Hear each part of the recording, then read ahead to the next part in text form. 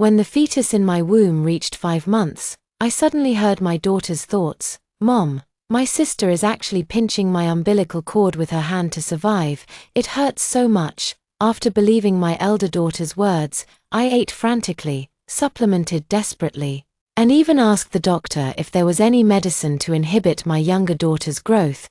But during childbirth, due to the oversized fetus, I still suffered massive bleeding. I only gave birth to the elder sister before passing away, resulting in 2 lives lost. Just before completely losing consciousness, I saw my sister give me an evil smile after she was born. Fool, believing everything you're told, I'll gladly take your luck, your sister's, and Dad's too.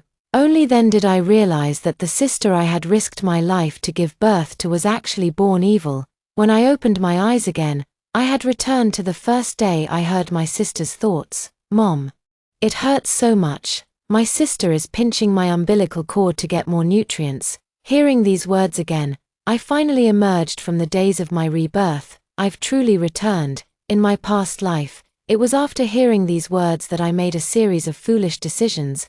This time around, no matter what kind of monster is growing inside me, I won't let her harm me or my child again. If I just ignore her, perhaps she won't be able to stir up any trouble. Mom, save me. Seeing that I wasn't responding at all, the sister inside my belly tentatively made some faint sounds again. My heart turned icy cold, but I maintained a perfectly normal expression on my face as I gently rubbed my belly. The doctor said there are 2 babies in my belly. Babies. You must be good and not trouble Mommy. My sister looked at me with confusion in her eyes, puzzled by my affectionate gaze. Strange, I've been speaking so loudly, can she still not hear me? Hearing these words, I was momentarily stunned. Could it be that after being reborn, the heavens have granted me the genuine ability to hear my sister's innermost thoughts? Suppressing my inner excitement, I casually picked up a picture book and began reading softly. Little ones, Mommy's going to give you some prenatal education. Just then, the front door opened, and Chenmo walked in with a smile on his face. Wanwan, I'm home. How are you feeling today? Have the little ones been bothering you? He asked habitually while changing his shoes. I put down the picture book, a gentle smile blooming on my face. The smile of a first-time mother. The babies have been very well behaved, but today I felt like eating cake. Maybe it's the babies craving it. I acted completely normal because I knew only when I stopped obeying her control would this demon grow frantic, perhaps even resorting to desperate, underhanded tricks. My sister made another fuss and said a few words. Mom, don't eat the cake. I know you're lactose intolerant. It's my sister who wants to eat it. She's trying to harm you. Mom, drink the chicken soup instead. It's nutritious. Listening to her inner thoughts, I raised an eyebrow. She's using every means possible to make me hate my sister and prevent her birth. All for the sake of that bit of luck between her and me. I think that after I died in my previous life, her antics probably turned my husband's family upside down.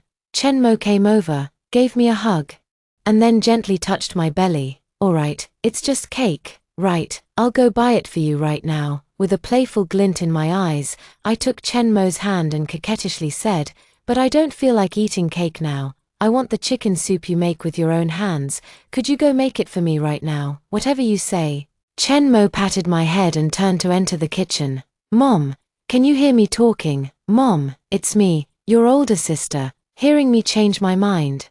My sister thought I could hear her and became even more excited, dancing around animatedly. Mommy, I'll protect you. Sister is very bad. Don't like sister anymore. Okay, I just sat quietly on the sofa watching TV, pretending not to hear anything. Looking at it now, this older sister is quite noisy. Her thoughts buzz in my ears.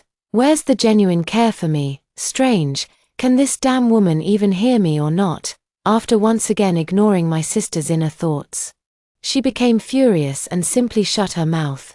No matter what, it's still the child in my womb. Hearing her call me a dead woman finally broke my heart.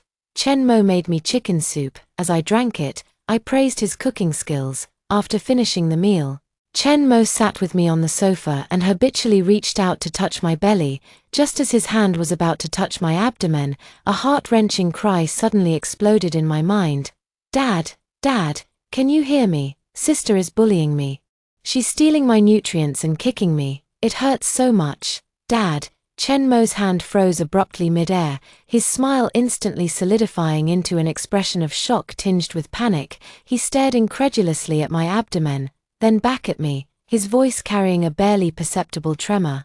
Wanwan, did you just hear something? How could this be? Why can Chen Mo hear it too? I was flustered. But then immediately realized it was because I didn't fall for her tricks that my sister couldn't wait to extend her claws towards Chen Mo. At this moment, I had to steady myself. I immediately furrowed my brows, my face filled with bewilderment and concern. Sound? What sound, honey? Are you too tired from work and hearing things? I reached out and grasped his hand, frozen mid-air, pressing it against my own cheek. Would you like to go rest first? The babies are very well behaved. They won't make me suffer. Chen Mo looked at my utterly clueless expression, his eyes flickering with doubt. I saw him open his mouth as if wanting to say something to me. But in the end, he remained silent, under my concerned gaze. Chen Mo ultimately just shook his head and forced a smile. Maybe so. The project pressure has been a bit heavy lately. I pulled him aside to rest, then placed my hand on my belly, pondering how to stop my sister from continuing her mischief.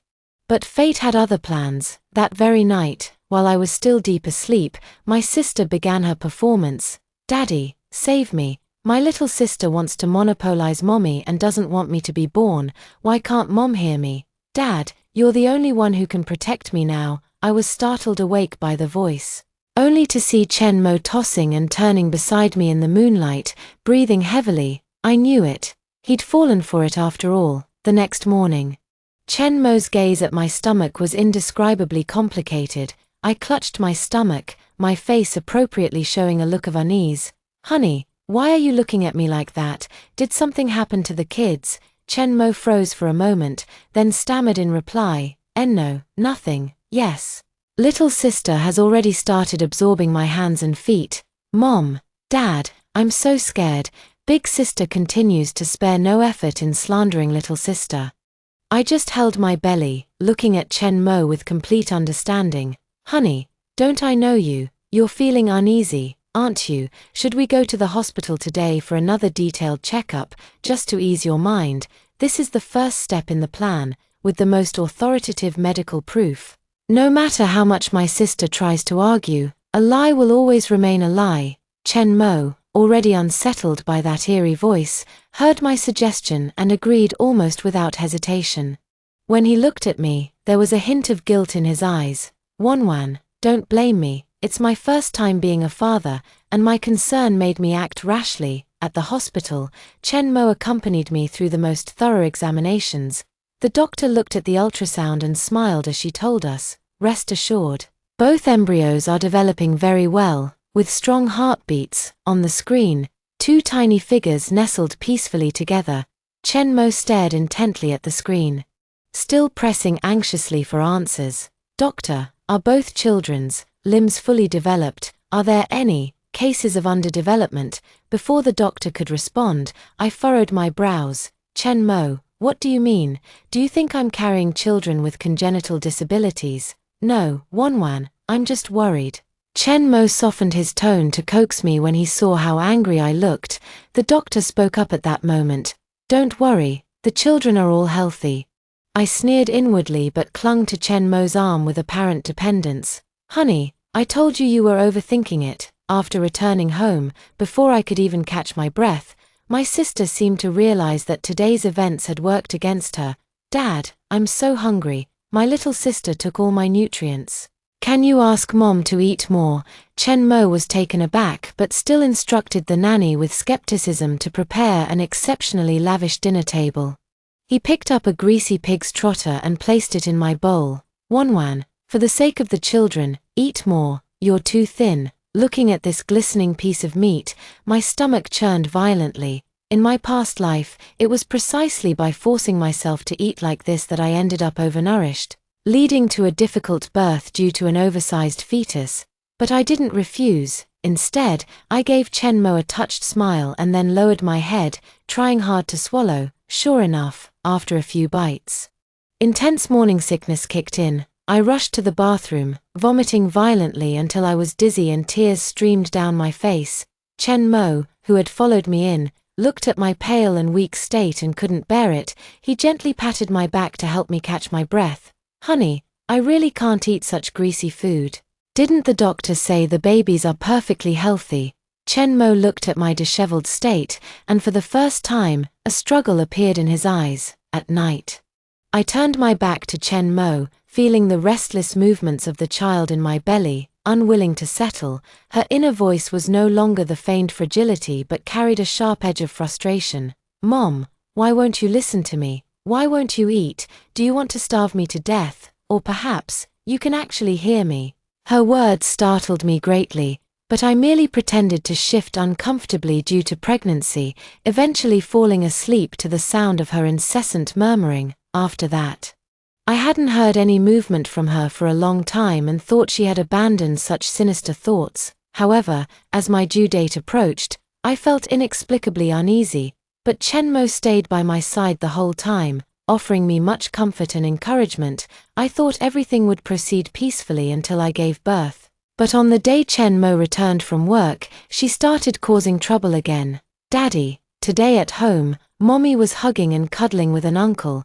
I saw it." Chen Mo's hand, which had been reaching out to hold me, froze mid-air. He took a sudden step back, his finger trembling as he pointed at me, veins bulging at his temples. What exactly did you do at home today? Was there any man there?" My heart sank like a stone. She was trying to drive a wedge between us as husband and wife, and utterly destroy my reputation and marriage, pushing me into a corner with no way out. I was wrong from the very beginning. What she wanted wasn't luck at all. But to have Chen Mo all to herself. "Honey, I just watched some TV on the sofa today and took a little nap. What's wrong? Mommy is lying. I clearly heard her talking to Uncle Wang next door, and she said the baby in her belly is his too. Daddy, I only want you as my daddy." The sister in my belly was screaming and crying, her voice piercing straight into my mind. I was certain Chen Mo heard those words too. How could she slander me like this? Her words left me pale with shock.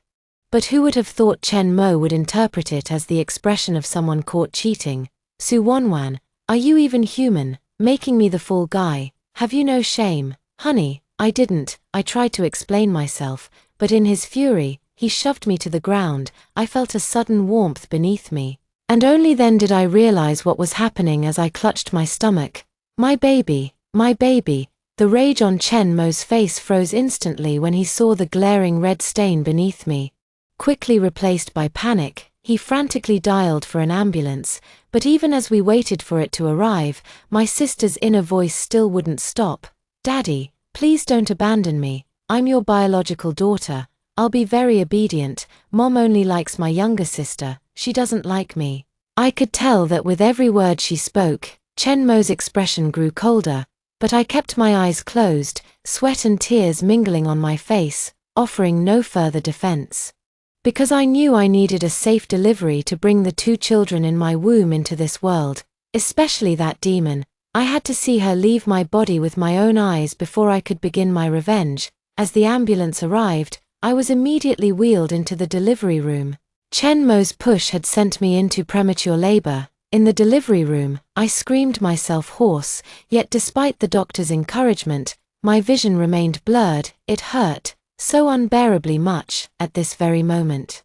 My sister's familiar inner voice sharply pierced my mind once again, carrying undisguised malice. "Idiot, push harder. Your last value is to deliver me safely. Once I'm with Dad, your good days are over." Hearing these words filled me with rage, and hatred instantly gave me renewed strength. Accompanied by the doctor's loud cry, "This demon was finally born." Without a moment's hesitation, I continued adjusting my breathing, and before long, my younger sister was also born, 2 daughters.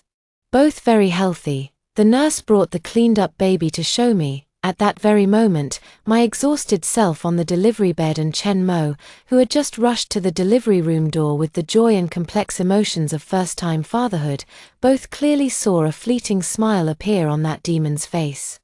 I appropriately displayed shock and bewilderment, my pupils contracting sharply as I stared fixedly at that child.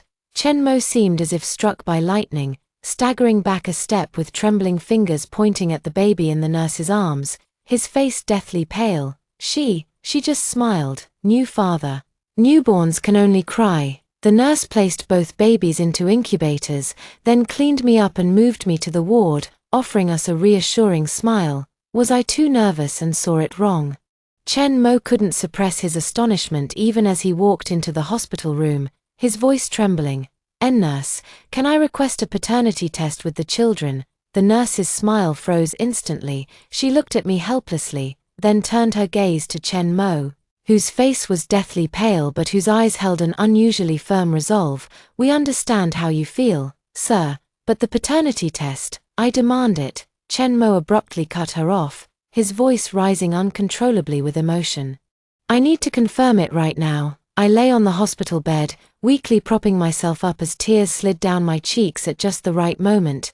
Chen Mo, is this really how you see me in your heart? What have I done wrong to make you think I'm such a fickle woman? Chen Mo's voice faltered momentarily upon seeing my tears. Wanwan, I'm not doubting you, he hemmed and hawed for ages but couldn't come up with a proper explanation.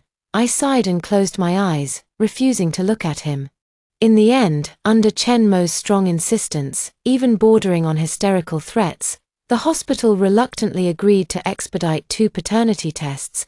The day waiting for the results was excruciating torture for both me and Chen Mo. The 2 daughters also had their own names.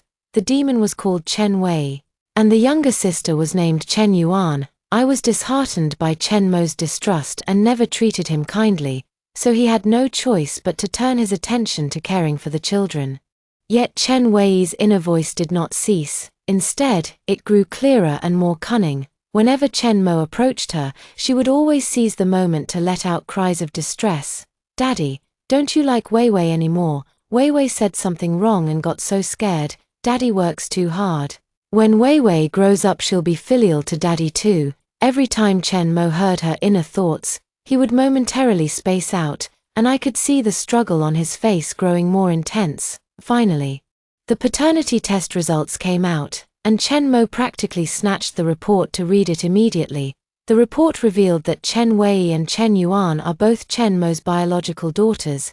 Chen Mo leaned against the wall as if all his strength had been drained, letting out a burst of laughter. The laughter startled both children awake, and they began crying loudly. He then turned his head and grasped my hand. Wanwan, I didn't mean to doubt you, I was just being foolish. The doctor sighed and patted his shoulder. Mr. Chen, you see, the results show no issues. Perhaps your wife's childbirth has given you significant postpartum stress. Our hospital offers excellent psychological counseling. Chen Mo nodded eagerly, as if grasping at a lifeline. But I knew this issue was far from over. In the days that followed, Chen Mo treated me and the children with an almost penitential attitude. He took on all the chores, clumsily learning to change diapers, feed the babies, and burp them, while being extra careful and accommodating toward me. Yet whenever his gaze fell upon Chen Wei, cracks would inevitably appear in his carefully maintained composure, because Chen Wei's inner voice hadn't disappeared. Instead, it grew even louder. It wasn't until we were discharged and returned home, and Chen Mo hired 2 postpartum caregivers, that he finally breathed a sigh of relief. To prevent the caregivers from secretly mistreating the child and to uncover any further schemes Chen Wei might have, I secretly installed cameras in every corner of the room without telling anyone. Sure enough, within a few days, Chen Wei's cries echoed through the house. When Chen Mo and I rushed over to check, we found bruises on Chen Wei's arm. Daddy, Mai scratched me on purpose. Does she not like me? She tearfully complained to Chen Mo. Chen Mo stiffened as he picked her up, turning to scold the nanny for not watching the children properly. After examining her injury, I signaled the nanny to take both children away for treatment. After handling everything, I showed Chen Mo the footage from the camera I had installed earlier. Seeing Chen Wei pinch herself with her own hands, Chen Mo's face turned pale instantly, and he quickly grabbed my hand tightly. The devil, she's the devil, he finally spoke out. I listened as he lowered his voice and incoherently recounted all the bizarre experiences he'd had since I became pregnant, before burying his face in his hands and breaking down into sobs again. I reached out and embraced him, tears involuntarily streaming down my face as well. I know, I heard everything. Chen Mo's pupils contracted sharply. He grabbed my wrist with such force it felt like he might crush my bones. You could hear it all along. Then why? Because I've died once before, Chen Mo. My tears flowed even more fiercely as the horrific scenes from my past life flashed before my eyes. Between sobs, I recounted the events of that previous life to Chen Mo, finally breaking down into uncontrollable weeping. I never thought she'd make you hear it too in this life. I didn't dare tell you. I kept pretending I couldn't hear anything. I was afraid you'd think I'd gone mad. Chen Mo stretched out his arms and held me tightly in his embrace as I trembled violently. It's all my fault. All because I believed her words, and it nearly caused you to go into premature labor. We held each other like that and cried for a long time. After Chen Mo's emotions had calmed somewhat, he tenderly wiped away my tears. It's okay, you're safe now. Yuanyuan is safe too. I'll protect you both. That monster that took over our daughter's body, no matter what it is, won't lay a finger on either of you again. Just then, the maternity nurse gently knocked on the door. Sir, did you know your elder daughter has a birthmark on her body? Chen Mo and I quickly wiped away our tears, rubbing our eyes as we opened the door. What did you say? The maternity nurse wiped her hands and handed us her phone. While applying medicine to your sister just now, I noticed a strange red butterfly pattern on the back of her neck. I took a photo specifically. Is this a birthmark? Chen Mo took the phone, and after just one glance, his eyes widened rapidly. This. I noticed the nanny's face showing a strange expression, so I quickly handed her phone back and explained. Sorry, he probably feels incompetent for not noticing the baby's birthmark after taking care of them for so long. The nanny smiled understandingly. Since everything's fine, I'll go back to watching the baby. By the way, could you send me a copy of this photo? Chen Mo finally regained his senses after I kept nudging him with my elbow and hastily asked. The maternity matron then sent the photo to our phones. Chen Mo pulled me into the study and immediately started rummaging around. I was completely baffled, not even knowing what he was looking for. Finally, he pulled out a classmate yearbook from a box and eagerly flipped through it. Found it. He lifted the group photo from the classmate record and pointed at a woman as he spoke. This birthmark, its location, shape, color. There's absolutely no way such a coincidence exists in this world. I looked at the woman in the photo. She was the rare one in the group picture who wasn't facing the camera, instead fixing her gaze firmly on Chen Mo. Lin Weiya. It's you, Chen Mo murmured. Lin Weiya. Who is she? I asked in confusion. She was my college classmate, with the same birthmark as my sister. I just thought this birthmark looked familiar. Back in college, Lin Weiya even showed it to us on purpose. At the time, we all thought it was some kind of temporary tattoo. Chen Mo seemed lost in memories. Lin Weiya likes you? I asked, hearing my question. Chen Mo froze for a moment before shaking his head blankly. Although I haven't had much contact with her, I can't rule out that possibility. But this birthmark is definitely not a coincidence. After clearing things up that day, all misunderstandings between Chen Mo and me vanished, and we decided to start investigating the connection between Chen Wei and Lin Weiya. I sat aside, watching Chen Mo's computer screen display Lin Weiya's resume and traces of her social media presence. The woman on the screen smiled with an eerie gloom, making me think of Chen Wei involuntarily. Chen Mo exhausted almost all his connections and resources just to find out that Lin Weiya had abruptly resigned from a promising company without any warning. Right around the time we got married, when asked about the reason for her resignation, she only gave vague answers, blaming it on personal issues. We then tried contacting her former colleague, who recalled hazily, during that period, Weiya was in terrible shape. Her face was pale, and she kept zoning out at work. She even quietly asked around if anyone knew any particularly effective masters, said she wanted a protective talisman, amulet. Chen Mo sneered. I'd rather believe she wanted some dark magic to harm others. Following this lead, Chen Mo and I went through many twists and turns before finally connecting with an elderly gentleman living in seclusion on the outskirts of the city. Through the introduction of a trusted elder, on the phone, we omitted part of the truth only saying that the baby at home was behaving strangely, as if haunted by some sinister entity. The old gentleman remained silent for a moment, then responded with just 4 words, "Meet to discuss doubts." While preparing to visit the old gentleman's home, we also didn't forget to deceive Chen Wei. In front of her, Chen Mo was always the fool who would start doubting me, doubting the postpartum nanny, and doubting Chen Yuan after hearing her thoughts. While I was always the punching bag who wouldn't argue back, just silently crying, "Idiot." When I heard Chen Wei call me that again, my heart was already numb.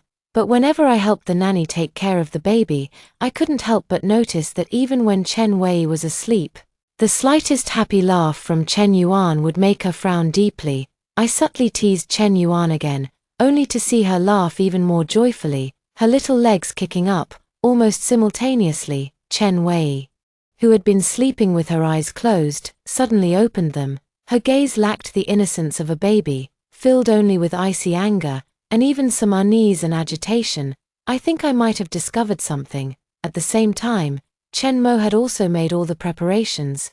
We quietly left home one early morning and drove to the old gentleman's residence. After listening to our more detailed descriptions, the old gentleman pondered for a long time. Then asked for the birth dates and times of the 2 children, as well as a photo of Lin Weiya. He calculated meticulously with his fingers, but his frown grew deeper and deeper. Finally, he slowly looked up at us. "Mr. Chen, Mrs. Su, if my calculations are correct, your eldest daughter seems to have fallen victim to an extremely sinister forbidden art." Chen Mo and I exchanged glances, holding our breath. This technique is extremely sinister. The caster forcibly merges their own soul with an unborn fetus, like a cuckoo occupying another's nest. Through this, they can influence the parent's emotions. This is what you've been calling auditory hallucinations. Perhaps it's sisterly intuition, or maybe your elder daughter's soul hasn't completely dissipated. That's why she feels agitated whenever her younger sister is happy. Chen Mo gasped sharply and immediately pressed for more answers. "Is there a solution?" The old gentleman nodded. "This spell requires the caster to use a deeply cherished object from her past life, something she was obsessively attached to, as a medium to anchor her soul firmly within the newborn's body. This item should be close to the child, as it needs constant resonance." My spirits lifted. "Is it just a matter of finding and destroying it?" The old man nodded and added, "You must completely destroy it at noon when the yang energy is at its peak." I quickly bowed deeply to the old man with Chen Mo. "Old sir, you'll be handsomely rewarded once this is done." On our way back, Chen Mo and I couldn't wait to start discussing. What could Lin Weiya's most cherished possession be? Jewelry, letters, or some small keepsake with special meaning? Frowning deeply, I looked at Chen Mo. "Since Lin Weiya's obsession is you, could it be something you gave her?" Chen Mo pondered for a moment, then shook his head. "Actually, Lin Weiya and I didn't have much interaction. I never gave her any gifts. I just invited some unfamiliar college classmates out of courtesy on the wedding day." I squeezed his hand. "Whatever it is, since it can serve as a medium, it must meet these 2 conditions. Moreover, this thing must be in the house. We can't search openly, or we'll alert the enemy." Chen Mo immediately understood what I meant. "Then let her lead us to it herself." I repeated his words softly and instantly grasped his intention. "What do you need me to do?" From that day on, Chen Mo became a devoted father, taking care of the child around the clock without interruption. Lin Weiya's inner voice also grew less radical due to Chen Mo's gentle care towards her.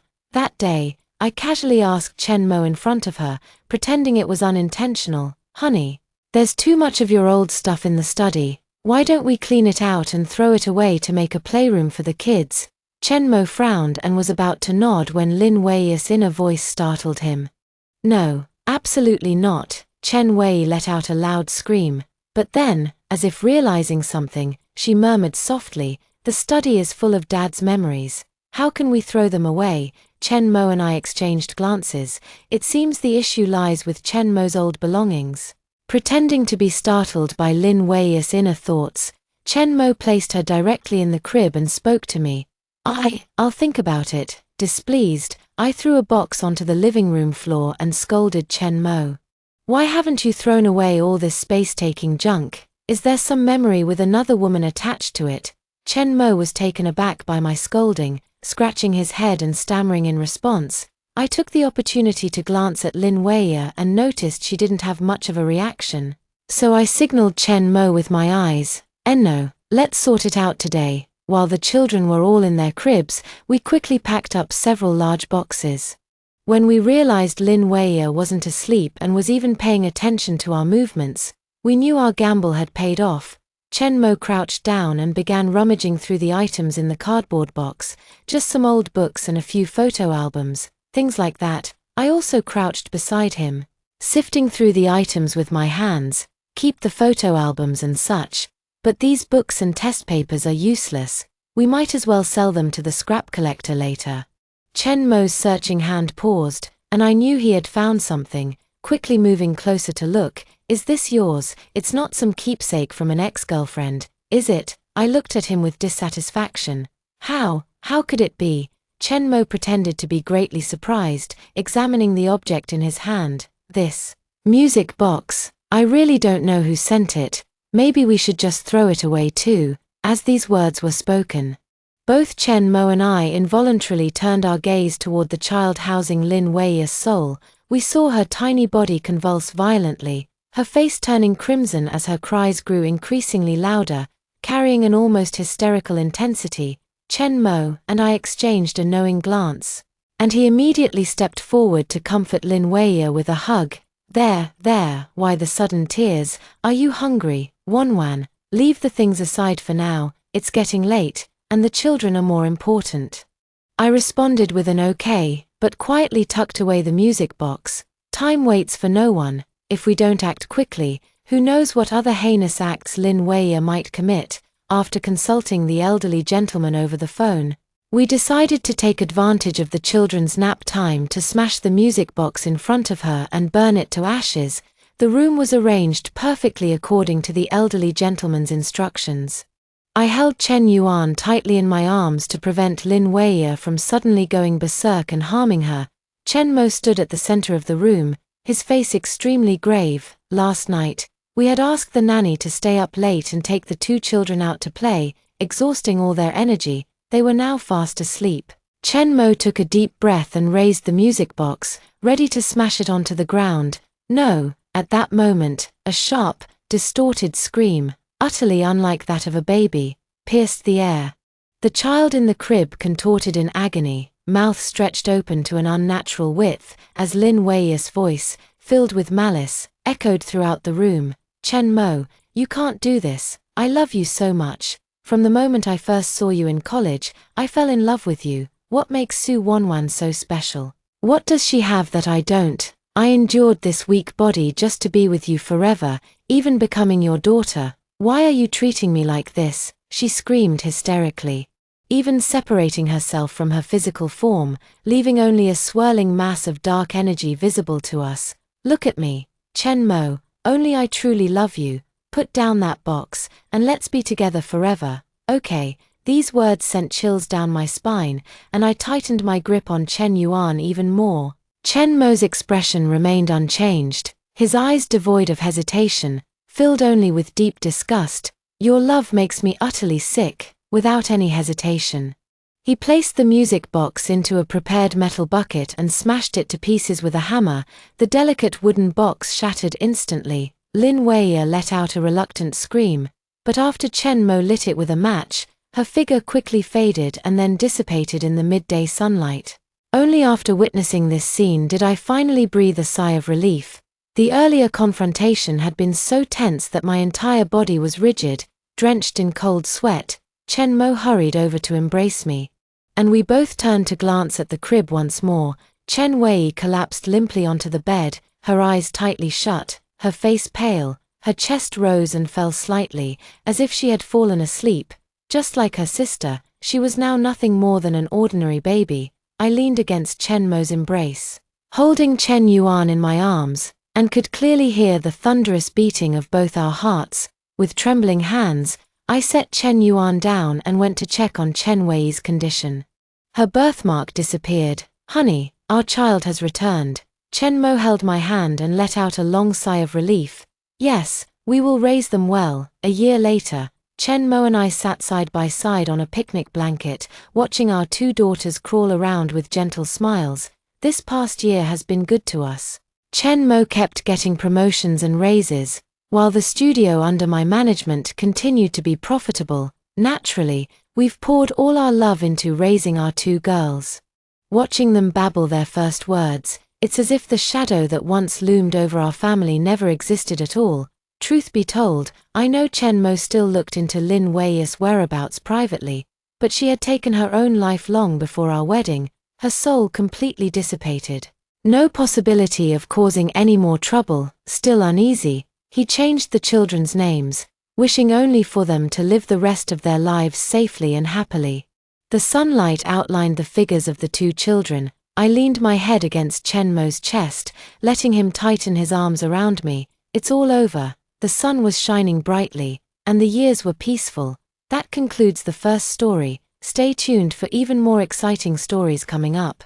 On the day we returned to the city after finishing our volunteer teaching, the village chief blocked my doorway with his yellowed teeth bared. "Teacher Liang, before you leave, pay back the money you owe the village." He listed all my accommodation and meals over the past 3 years into a long bill, demanding I pay fees totaling up to 200,000 yuan, 3,000 yuan monthly rent for a dilapidated house, 100 yuan daily fee for well water usage. Half a corn cob gifted by a child costs 10 bucks. Of course, I wasn't willing to pay. The next second, a group of burly men surrounded me, looking fierce. Debts must be repaid. That's the natural order. Either stay here as the village chief's son-in-law and keep teaching, or pay up before you leave. I smiled, effortlessly achieved. After 3 years undercover, it was finally time to close the net. All right, I'll go back to the city today and bring you the money as soon as I withdraw it. The burly men surrounding me froze in place. Exchanging bewildered glances, they hadn't expected me to agree so readily to such an outrageous demand. The village chief, being more experienced, spoke up. "What if you don't come back after returning to the city? Wouldn't all these years we've supported you be for nothing?"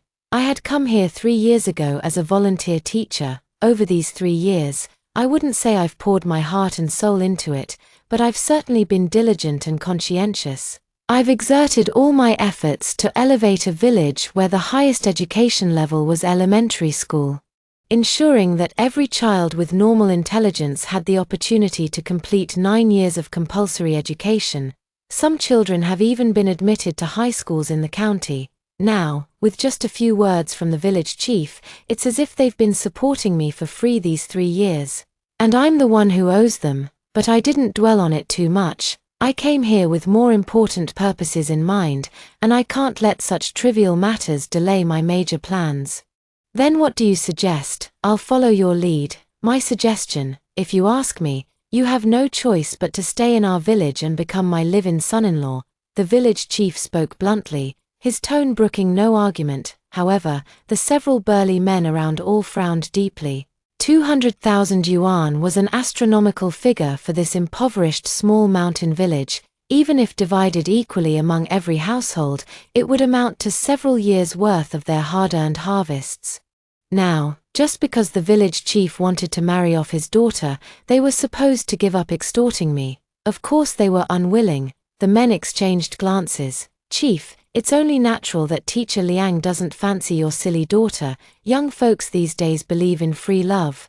You can't force an ox to drink water if it's not thirsty." The village chief knew exactly what they were thinking and immediately cursed them. "You heartless bastards, how did you get your own wives? Now you're preaching free love to me." The burly man who had just spoken showed no fear. "That's because they refused to repay the money at the time. It's definitely not the same situation as with Teacher Liang, lured by the prospect of money." The group mustered the courage to argue back against the usually authoritative village chief. I was delighted to watch their infighting. "So, what's it going to be? Without the money, I won't willingly stay either. The choice is yours." The village chief also knew that without the help of these strong men, they wouldn't be able to keep me no matter what. Reluctantly, he agreed to let me return to the city. "But there's a condition. They insisted on sending 2 strong men to accompany me into the city and keep an eye on me, of course. I agreed without hesitation. The villagers finally dispersed, satisfied, and selected the 2 who had been to the city the most often. They went home to pack their belongings before setting off with me. Yet no one noticed that my eyes had already turned blood red the moment they mentioned the origin of their wives, nor that my nails had dug so deeply into my palms from clenching my fists too tightly. They were in a great hurry to get the money, rushing home to grab a few clothes before clamoring to set off. Of course, I had to oblige them. After boarding the village's only tractor, the entire village turned out to see us off, not to thank me. The volunteer teacher who had devoted 3 years to them, but because I was about to bring them a full 200,000 yuan, everyone was overjoyed at the prospect. I glanced at the woman standing at the back of the crowd, wearing a red shirt and hunched shoulders with a look of fear on her face, subtly nodding at her. I then settled into my seat and waited for the tractor to start. From the very beginning, when I chose this village for teaching, I had my own purpose. Years ago, my sister came to this village to teach, but she suddenly disappeared not long after, leaving no trace. The village's explanation was that she couldn't bear the hardship and ran away, but I know my sister's character. She would never abandon her students just because of hardship, so for years, I've been searching for my sister's whereabouts, until one time, I deliberately got close to a villager who went to work at a construction site in the city. When he was drunk, he inadvertently said, "What's the big deal about college students? Those college students who come to teach in our village, don't they all have to obediently do as I say?" But he seemed to realize his words could cause trouble. No matter how I coaxed or plied him with alcohol afterward, he refused to say another word. I tried reporting it to the police, but without any concrete evidence, my claims were dismissed. To gather evidence, when I learned that the school was recruiting students to teach in this village, I didn't hesitate to raise my hand and sign up. The people in this village are tight-lipped. When I first arrived in the village, they weren't even willing to talk to me much, afraid of alerting the enemy. I patiently taught the children for 3 years. After 3 years of interaction, I barely managed to dispel their suspicions. Gradually, I figured out what shady dealings this village was involved in. Shockingly, they were colluding to demand so-called debts amounting to hundreds of thousands from female volunteers and trafficked women. If anyone refused, they would immediately detain her and forcibly marry her off to someone in the village. Those with money are extorted for cash, those without money are simply kidnapped. The village's terrain is complex, and there's no signal, making it extremely difficult to call for help. Plus, they keep tight-lipped, their excuses are always the same. Even when people came looking, given their consistent tone, not a single flaw has been exposed all these years. Previously, the villagers here handled marriages and funerals entirely among themselves, resulting in many children born with intellectual disabilities, deafness, or muteness. With this trick, even if they couldn't extort money, getting a college-educated wife to bear a child with normal intelligence wasn't a bad deal. The villagers took great pride in this, believing it was through their efforts that the children had happy families and higher IQs, completely unaware that their happy families came at the cost of ruining someone else's life. In the villagers' words, there were 2 women who refused to stay in their place. One named Xu Tianqing was beaten to death by her mentally disabled husband assigned to her because she adamantly refused to submit.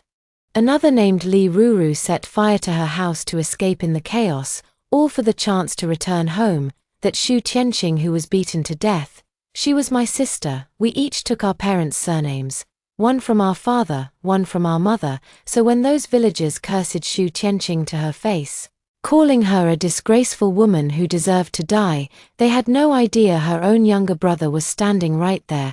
Now is the time for them to pay the price for their negligence. Back in the city, I gazed at the somewhat unfamiliar scenery, feeling dazed. Unlike that poor, backward mountain village covered in dull dust, this place was bright and bustling, with gleaming windows and endless streams of traffic. Being here felt like stepping into the light. The 2 burly men guarding me became uneasy as soon as we entered the city. No longer displaying the fierce and unreasonable demeanor they had in the village, they obediently followed me step by step. I'm a bit hungry. Let's grab a bite first, my treat. The two nodded eagerly. The three of us found a small eatery by the roadside and sat down. I excused myself, claiming a stomachache, and headed to the restroom. After confirming there was no back exit from the restroom, the two lost interest in guarding me closely. They ordered 2 bottles of beer each, leisurely snacking on salted peanuts while waiting for their food. Seizing the opportunity, I hid in the restroom and checked my phone. Sure enough, there was signal now. Dialed the emergency number. Hello, 110. I want to report a crime. Someone's illegally detaining and intentionally killing people. By the time I stepped out, the table was laden with all sorts of dishes. These two, taking advantage of not having to pay, had practically ordered everything on the menu. Watching them gorge themselves like pigs, I wrinkled my nose in disgust. Eat up, eat up. After this meal, you'll be dining on prison food. Before the police arrived, all I needed to do was stall these two individuals and prevent them from leaving early. The police acted swiftly, quickly apprehending the two who were completely unaware of what was happening. They struggled desperately. It's a misunderstanding, all a misunderstanding. We haven't done anything wrong. We just arrived in the city. You've been reported for illegal confinement and intentional homicide. Please come with us to assist in the investigation. After struggling for a while, the two finally looked at me standing nearby. It's you. Indeed, it's me. When you dragged me into the city and forced me to withdraw money, you probably never imagined you'd never make it back. The police took the two back to the station for interrogation, but they remained stubborn as mules, refusing to confess no matter what. Although I had recordings of the village chief threatening to keep me in Shawa village as his live-in son-in-law unless I paid exorbitant compensation. This only proved his extortion. It couldn't substantiate allegations of unlawful detention, let alone intentional murder. Due to the lack of cooperation from the two villagers, the case stalled and made no further progress. I suggested, why don't we go to Shawa village? There are other victims there who can serve as witnesses, including a girl who was forced to marry a fool. The police were also frustrated by their inability to make any breakthroughs. Upon hearing my suggestion, they immediately agreed without hesitation and decided to head straight to Shawa village. I rode in the police car as our group hurried to Shawa village. Unexpectedly, the village chief had already gathered all the villagers to wait for us at the entrance. I had a bad feeling in my heart. Sure enough, the village chief greeted us cheerfully. Comrade officers, what brings you here? Someone reported you for illegal confinement and intentional homicide and provided corresponding evidence. What do you have to say? The village chief wasn't surprised. As if he had already prepared a way to respond, he bared his large yellow teeth as he offered cigarettes to each of the police officers one by one. Even when refused, he didn't get angry, maintaining the demeanor of an honest man. Comrade officers, was it Xiao Liang who called you? It's all a misunderstanding. Xiao Liang has made tremendous contributions to our village, and we simply couldn't bear to see him leave. So we resorted to this desperate measure. If he insists on going, we would never hold him against his will. What about the 200,000 yuan you demanded? The village chief spread his hands helplessly. It was just a joke. Look, did any of us actually get the money? We were just teasing Xiao Liang, who knew he'd take it so seriously. And what about those two people who went into the city with him? Our village is remote, and we were worried something might happen to teacher Liang on the road.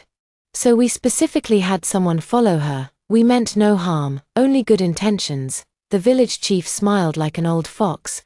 Though I wasn't sure where things had gone wrong, I was certain that the village chief and his group must have gotten wind of it early, hence their preparedness. If even I could spot the issue, the police certainly wouldn't miss it. The young officer cut the village chief off decisively. Does your village have a young lady named Zhong Qiyu? Is she here now? We have some questions for her. Yes, Qiyu, come quickly. The police officer wants to ask you some questions. The village chief called out to the crowd. Zhong Qiyu was the woman who had come out wearing a red shirt to see me off that day, originally a university student in the city. She had come alone to this village for social research, only to be detained by the villagers and forced to marry the fool who had beaten Xu Tianqing to death. The fool, having killed Xu Tianqing, showed no restraint and would often beat or curse Jongchiyu. After I arrived in the village, Jongchiyu, unable to endure the fool's abuse any longer, knocked on my door one day, begging me to save her. In the end, it was I who found the village and proposed that she become my teaching assistant. Telling the villagers that in the city, students only succeed when taught by multiple teachers, the villagers took it seriously and agreed to let this college graduate work at the school. Sparing Jongchiyu from her daily beatings, as they spent more time together, trust grew between them, and they eventually shared their stories. When Jongchiyu learned that I had come to avenge my sister, she clutched my hand tightly, begging me to save her. We had long agreed that once I gathered the evidence, we would return to the city and report it to the police. She was supposed to appear as a witness, leaving the villagers no chance to fight back or catch their breath. But when I saw Jongchiyu being called out by the village chief, she kept her head down, trembling and not daring to look at me. A bad premonition surfaced, and my heart sank heavily. Sure enough, Jongchiyu spoke up. I don't know what Teacher Liang told you, but I certainly haven't been coerced or confined in any way. I'm a student from Licheng Normal University, here conducting social research, and I'll be leaving in another month. The villagers have all been very kind to me, offering their help, and I'm truly grateful to them. I couldn't hold back any longer and rushed forward, grabbing her by the collar. Why are you doing this? Don't you want to go home? We had an agreement. Once I called the police, you'd come forward as a witness. We were supposed to seek justice for those people together. Jongchiyu avoided eye contact, never daring to meet my gaze. Teacher Liang, you must have misunderstood the villagers. They're all good people. Please stop trying to frame them. You're a college student too. You shouldn't use your education and knowledge to bully these honest folks. If I weren't someone who doesn't hit women, my fist would have landed on her face right then. I frantically looked around. There's more than just her trapped in this village. If we search the village and find the other women, we'll definitely uncover the truth. Teacher Liang, that's not right of you to say. We're all law-abiding citizens here. Chiyu told us that you educated folks believe in innocent until proven guilty. How can you search our homes without any reason? The police officer beside me gently tugged at my sleeve, shook his head slightly, and gave me a meaningful look. I knew they had done their best. If we rashly searched the village today and found something, it would be fine. But if we came up empty-handed, they would all suffer because of me. I couldn't be that selfish. In the end, we had no choice but to release the two strong men who had come to town with me, and we slunk back to the car to return to the city. The car started, kicking up a cloud of dust. But it couldn't obscure the smug faces of the villagers behind us. The young officer driving slammed his hand heavily on the steering wheel. This is so frustrating. Those people clearly have something to hide, yet we can't find any evidence to hold them accountable. I tried to calm myself and looked at him apologetically. I'm sorry for wasting your time. I had arranged for that woman, Jongchiyu, to testify, but I misjudged her. She suddenly backed out. Don't worry. The older officer in the car exhaled sharply. Justice may be slow, but it never fails. I refuse to believe we won't find a crack in their story and bring them to justice. Returning to the city in a police car, I immediately resumed gathering evidence without delay, given what had just happened. The people of Xiaohua village were undoubtedly on high alert. Sending another undercover agent was no longer feasible. So I had to search for a needle in a haystack, trying to find migrant workers from Xiaohua village in the city and extract more information from them. But how easy is it to locate a few individuals from Xiaohua village in an entire city? Moreover, they share information among themselves and must already be aware of the events in their village.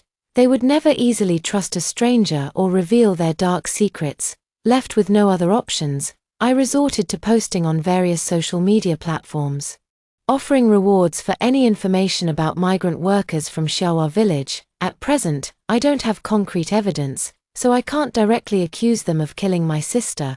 All I can say is that my sister disappeared in Xiaohua village years ago, and as her younger brother, I'm extremely worried. I just want to ask the people of Xiaohua village if they know anything about her situation. Initially, this method was indeed effective. Many netizens came forward, with one saying their co-worker was from Shawa village and could help inquire. According to that person, they vaguely remembered hearing this name mentioned years ago by a worker from Shawa village who did renovations for their family. There were also some scammers trying to take advantage, sending me private messages claiming they could provide my sister's address if I paid them. Whether the information is true or false, as long as more people keep discussing it or it garners enough social attention, eventually the truth will come to light. I will definitely avenge my sister. Unexpectedly, more than 10 days after I posted the information, all the people in the comments who tried to help brainstorm solutions or provide information vanished into thin air, replaced by endless attacks and insults. So it turns out he's a bloodsucker. I actually defended someone like this before. Just thinking about it makes me sick. His sister's been missing for so many years, and he never bothered to look for her. Now he's searching because he wants to get married and expects his sister to pay the bride price or buy him a house. Right, I really hope his sister is lucky enough never to be found by him in this lifetime. Thought it was sibling love. Turns out she was just raising Yao Zhu for Zhao Di's sake. Everyone remember to report him. Don't comment. More comments mean more traffic and money for him. Wouldn't that just make him happy being scolded? Some people were just as confused as I was, asking for context in the comments. A kind soul replied, "Search for the outspoken female college student." I saw this reply and went searching, never expecting to actually find Zhong Qiyu. She had also registered an account, with the username "an ordinary yet outspoken female college student." The entire account had hundreds of thousands of followers but only posted one video. I clicked in. She was talking about me. During his time teaching at Shawa village, this Mr. Liang freeloaded meals and drinks without ever wanting to pay, and he even acted like a tyrant, making students serve him. I was conducting research in Shawa village at the time, and he demanded that I assist him with teaching, threatening to quit otherwise. For the sake of the children's education, I had no choice but to comply. Little did I know he would leer at me all day and even make inappropriate advances. Thankfully, the village chief and other villagers stood up for me, so I didn't suffer any real harm. He told me his sister doted on him and would unconditionally fulfill all his demands, which is why he wanted to find her. These were all things I once confided in Zhong Qiyu as we comforted each other in our pain, but now they've become weapons she uses against me. Living rent-free and eating for free during volunteer teaching. Due to limited conditions in the mountain village, there were no faculty dormitories. For the convenience of teaching, I rented a house at my own expense and bought groceries to cook when I first arrived. Apart from occasional food gifts from villagers, I never took anything for free. Even for the food given, I found opportunities to reciprocate with gifts of higher value, using her child's education to coerce her into assisting me with teaching. It was because her foolish husband would beat or scold her relentlessly. To save her and reduce her suffering, I had no choice but to find ways to bring her to the school, unconditionally fulfilling all his demands. My sister is several years older than me, and as siblings who relied on each other for survival, it was natural for us to support one another. While my sister fulfilled my needs, I also bought gifts for her in return. All the facts have been distorted by Zhong Qiyu, who effortlessly portrayed me as a completely unscrupulous sinner. I can't understand it. I've treated Zhong Qiyu well all these years. I helped her escape domestic violence, secretly gave her pocket money. Whenever she went home and had no food to eat, I would cook extra portions to include hers. I even offered to help her run away, but we abandoned the plan only because she was too scared to act alone. How could she do this to me? I contacted Zhong Qiyu through a private message on the back end. After a long while, Zhong Qiyu finally replied to my message, "Let's meet up." The meeting place was chosen by Zhong Qiyu. Surprisingly, it was a cafe at her school. As soon as she saw me, she eyed me up and down with caution. I knew what she was thinking, so I proactively took out my phone and placed it on the table, then emptied my pockets to prove I wasn't carrying any recording devices. "I'm not here to harm you. I just want to understand why you did this." Zhong Qiyu looked troubled. "Liang Yuji, I have my own difficulties too. You need to understand me. What difficulties could you possibly have? If you had just told the truth when I brought the police to the village that day, they would have been brought to justice already, and no one would have hurt you. I spoke urgently, her betrayal leaving me utterly perplexed. But have you ever thought that if I told the truth, this matter would definitely be reported by the media? All my classmates, relatives, and friends would know that during those years I went out for research, I was married off to a fool. How could I face anyone after that? You could ask the media not to report your personal information. And besides, you're the victim. I didn't dare take even the slightest risk. The village chief had already promised me that as long as I spoke up for them, he would let me return to school, and I swore I'd never do such a thing again. Wasn't that enough? Zhong Qiyu spoke with conviction. Do you really believe that? I laughed at her foolishness. So much time has passed, and apart from you, none of the others who were detained, men or women, have been released.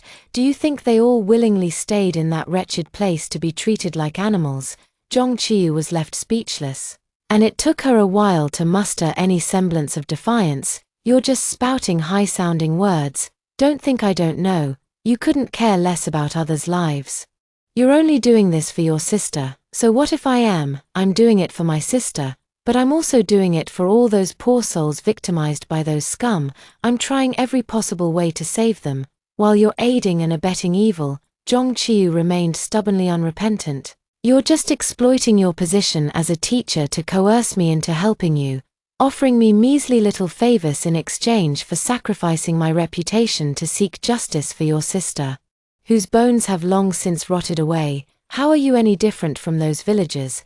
Both of you harm innocent people for your own gain. I was nearly driven to laughter by her audacity. Truly, when someone has no shame, they're capable of saying anything. Back then, I chose to save Zhong Qiyu simply out of momentary kindness, never expecting anything in return from her. It was she who approached me first, proposing to deal with the people in the village. It was she who, upon learning about my sister's situation, immediately said girls help girls and offered to help me seek justice for my sister, and it was also she who initiated discussions with me to devise this plan of gathering evidence and reporting to the police to bring all those villains to justice. One could say that without her involvement from the start, I would never have sought revenge in this manner but would have devised a more thorough plan instead. She was the one who gained my trust only to suddenly betray me, and now she accuses me of exploiting her gratitude without considering her feelings. I thought she was meeting me this time to clarify what had happened before and to work out a new plan with me to deal with those villagers, but unexpectedly, she came on behalf of the village chief to persuade me. The village chief has already said that as long as you're willing to pay 500,000 and give everyone in the village a new phone, promising never to bring this matter up again, he'll let you off. Liang Yuji, you're a smart person. You know what choice to make. Though I'm no saint, I have at least a basic sense of humanity and the ability to distinguish right from wrong, so I firmly rejected her. Zhong Qiyu flushed with anger. Don't regret this later. Don't blame me for not remembering our past friendship. What benefits did those people even give you to make you so willingly become their dog? Zhong Qiyu's face turned dark with anger. Watch your tone. They threatened me. If I didn't do as they said, they'd expose how I was forced to marry that idiot back then. I had no choice. After knowing her for so long, I never realized she could be this foolish. The village trash kept using this incident to threaten and control her. The more she compromised, the more emboldened they became, exploiting her with increasing audacity. In the past, I might have reminded her, but now, I couldn't care less. No amount of good advice can save those doomed to perish. She must bear responsibility for her own choices, even if the path she chose leads to an abyss, where a single misstep spells eternal damnation. That day, we parted on bad terms, and Zhong Qiyu began targeting me with even greater intensity. She was no longer content with painting me as a creepy, parasitic loser leeching off my sister, but instead doubled down on fabricating rumors about me. She started claiming that my sister disappeared precisely to avoid me, that I had once beaten her into the ICU when she couldn't satisfy my selfish desires, and thus all affection between us had long since vanished. She began accusing me of petty thefts in the village, claiming I stole ancestral gold and silver from villagers to sell for money, and that villagers dared not speak up in anger for fear of their children's education. They even fabricated stories about me arbitrarily occupying villagers' houses, sweeping them out and leaving them homeless. The most terrifying part was that netizens actually believed every word of it. Suddenly, I became a universally despised villain, only by stepping on dog poop, falling to my death, and then being run over by dozens of cars in succession could I appease the netizens' burning hatred. The topic of son preference and the brother-serving demon phenomenon has always been controversial, and even my long-deceased parents were dragged into the criticism. Being torn apart online, I had to cover myself completely whenever I went out, afraid of being recognized and beaten up. I was clearly the one standing on the side of justice, yet now I'm living like a rat scurrying across the street. Just when I was at my wit's end, someone quietly reached out to me. "I'm willing to help you." She is none other than Lee Ruru, the one who tied with my sister on the village's hate list, even surpassing her. The very same Lee Ruru who successfully escaped by setting fire to a house. She said she was willing to testify for me and expose all the evils of that village. Zhong Qiu's words still echoed in my ears as I looked at the girl standing before me, dressed simply with her hair tied in a ponytail. "Aren't you afraid this might have negative consequences for you? People might talk about you too." "I am afraid," she answered bluntly. "It's precisely because I'm afraid that I haven't stepped forward all these years. But I can't keep being afraid forever. Someone has to stand up and speak out for the victims." Her eyes revealed a bravery and determination that Zhong Qiu lacked. And even though I had just been betrayed, I still chose to trust her, because she carried a scent similar to mine, the unwavering aura of upholding justice. I wanted to report it to the police, but she stopped me. "I've seen the situation you mentioned online. Aren't you curious why, as soon as 2 people were arrested in your area, those old beasts in the village immediately knew and were prepared?" After that failed attempt to confront the village, I had been drowning in regret and pain, never stopping to ponder this question deeply. It wasn't until Lee Ruru reminded me that I suddenly realized. "You mean, there might be a mole?" She said firmly. "We can't expose ourselves too early and give those bastards a chance to destroy evidence. If we're going to strike, we have to catch them off guard." Seeing the blazing fire in her eyes, I decided to follow her lead. After all, escaping the pursuit of an entire village alone and fleeing from that small mountain hamlet was no feat of mediocrity. The method she gave me was fishing, where Zhong Qiu and all the men, women, and children in that group were the fish. And I was the bait. Seeing my helpless expression, Lee Ruru smiled and said, "You can't catch a wolf without sacrificing a child. Anyway, your reputation is already in tatters. What's a little more damage?" With no other options, I could only nod in agreement. So, Lee Ruru hired a large number of paid trolls to flood Zhong Qiu's video comment section. "This is just petty theft and mischief. If it were discovered that he molested students, he'd be taken away and rot in jail." Exactly. This person probably has some common sense and knows what major offenses to avoid. What a shame the law can't punish him. Meanwhile, on the other side, I called Zhong Qiu. "Tell her I've saved all the evidence of her marrying a fool and plan to release it immediately." Zhong Qiu was scared. The reason she kept cursing at me was that she relied on me having principles, that I wouldn't use her marriage to a fool to hurt her. Now, hearing me say this, she knew her trump card was gone. To protect her reputation, she had to get rid of me. The comments section is once again filled with lamentations that if I had molested students, I would have been immediately restrained and never given the chance to harm society again. Zhong Qiu's mind truly isn't very sharp. She previously believed in the village chief's plans and became his most loyal dog. Now, swayed by the inflammatory comments online, she actually went live to accuse me of molesting students. She's grown accustomed to netizens believing whatever she says and the process of convicting me outright, but she never considered that allegations of student molestation require intervention by public authorities, especially since she's been trending recently. And now this bombshell has caused a massive uproar across society. The provincial authorities decided that very day to send investigators to look into the entire matter. This was precisely the goal Lee Ruru and I had in mind. By making a big scene, even if there were moles, they wouldn't be able to influence the investigators sent from above. Will Jong Chiu believe the comments and plagiarize homework to spread rumors? Can Jong Chiu's words create a significant social impact, spark nationwide discussion, and draw attention from higher authorities? Will the higher authorities be responsible enough to immediately dispatch personnel to form an investigation team? Each step is possible, but none is certain. We're also taking a gamble. Fortunately, our gamble paid off. Li Ruru and I truthfully recounted our experiences in Xiaohua village to the police and presented all the evidence we currently had. Li Ruru still retains the injury assessment she obtained immediately after escaping the village, as well as that absurd marriage certificate between her and the village idiot. She had been lured into that village by a shady tour guide during a trip. She kept these items originally just to remind herself not to be so easily deceived again, never expecting they would prove so useful now. My previous threats to Jong Chiu weren't entirely baseless. I had indeed saved numerous videos of her foolish husband violently beating and verbally abusing her before dragging her home with a smug face. I didn't mention them earlier because I was worried that improper use might cause harm to Jong Chiu later. I didn't use them because my reputation was already ruined, and even if I released them, few would believe me. However, the investigation team sent from above was diligent and responsible. They verified every piece of our testimony, sent my video recording for authentication, and after confirming there was no fabrication, they issued the order without hesitation.